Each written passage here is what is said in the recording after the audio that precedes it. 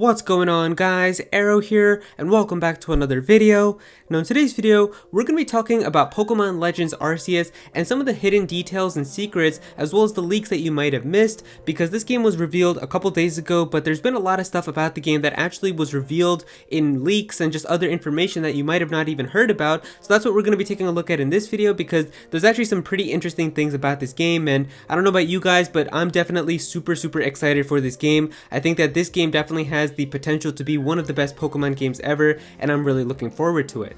Now real quick before we get started, I just want to let you guys know that I'm actually moving all of my live stream content onto Twitch now, so if you haven't followed me there, then definitely be sure to go and follow me on twitch.tv/actualaero. I've talked to a lot of YouTube friends and other people who've said that like YouTube doesn't really say that they do anything if you stream on YouTube, but it's pretty noticeable that if you do stream on YouTube for a long time, then it kind of starts messing up your other videos and the algorithm and how they promote your videos, and I've definitely seemed to kind of notice that for my videos as well, where they seem to do really well, and then I do like a live stream that I keep up for a little bit, and then after that my videos start doing pretty badly, where it seems like a lot of people aren't interested in them, and it seems like it's really just directly related to live streams. So I'm just going to move all of my live stream content there now, so whether it's just going to be chill streams talking with you guys, or playing some games like Smash Bros or Mario Kart with you guys, or if we're watching like a direct together, or like the Nintendo Night podcast, all of that stuff, if you're interested in that, then definitely be sure to go and follow me there. But in this video, we're going to be taking a look at 10 secrets and details about Pokemon Legends Arceus, so yeah, let's get started. Alright, so the first thing that we've got here is about the starter Pokemon. Now the starters in Legends Arceus are actually really cool because they're Pokemon from different generations. We've got Cyndaquil from Gen 2, Oshawott from Gen 5, and Rowlet from Gen 7. But what's really cool about these starter choices is that they actually represent like the old feudal Japan legends that they have about the 3 different types of fighters. We've got the Samurai with Samurott, the Archer with Decidueye, and the Warrior with Typhlosion, so I think it's kind of cool how they decided to choose those starters, especially because of how the region is based in feudal Sinnoh.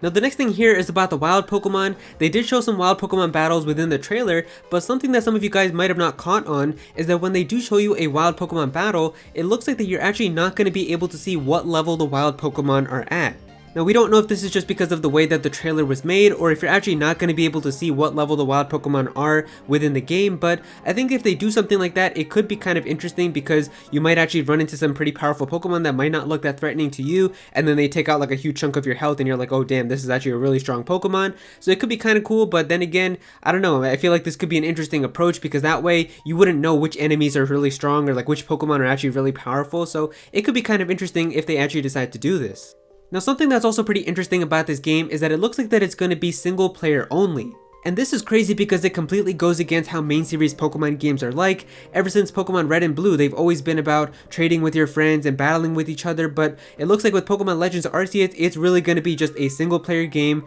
with you by yourself, and it looks like it's going to be like that Zelda type of Breath of the Wild adventure where you're alone in a big world, or like a Xenoblade game where it's just you by yourself, and there's not going to be any type of multiplayer. It does make you kind of wonder though how some of the multiplayer features are going to work. Like if there is going to be a Pokedex like with Pokemon, how are you going to do some of the trade evolutions and things like that? How is that going to work? I don't know exactly how they're going to go about it, but maybe the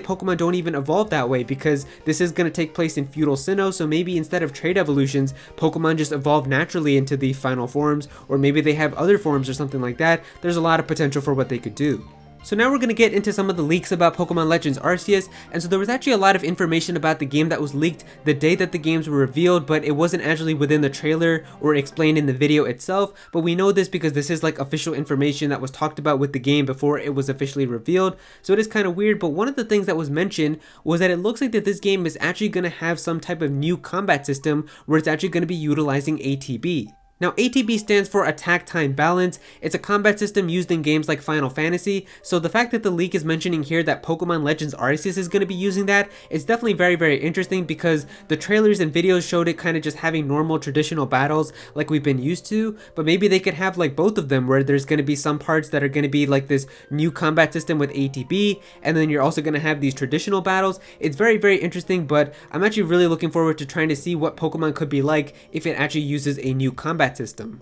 There's also some information here about being able to ride Pokemon, and that makes me very excited because of course, with a game like this where it's going to be like a full-on open world, being able to ride Pokemon sounds so much fun because you're actually going to have like a huge open space to be able to roam around in, and there's probably going to be a lot of different Pokemon that you're going to be able to ride, so that could be really fun. I think like a lot of people don't really understand that because we had ride Pokemon within like Gen 7 obviously, but it wasn't really fun because the game was kind of pretty linear by itself, so you were just kind of like rushing through the routes on a Tauros. But here you've got this big open vast field where you can just roam around and run around, and if you can ride Pokemon in here, it could definitely be really fun. There's also some leaked images about being able to climb and swim, and that definitely seems like the world is going to have a sense of exploration to it, so that gets me pretty excited because if you're actually going to be able to find mountains and climb them, like being able to climb Mount Coronet or find little secret areas by swimming and things like that, there's definitely going to be a lot of cool like areas and things to discover, so I'm really looking forward to that. Now another leaked image here shows something pretty cool, but because of the quality of the image we don't know exactly what this is,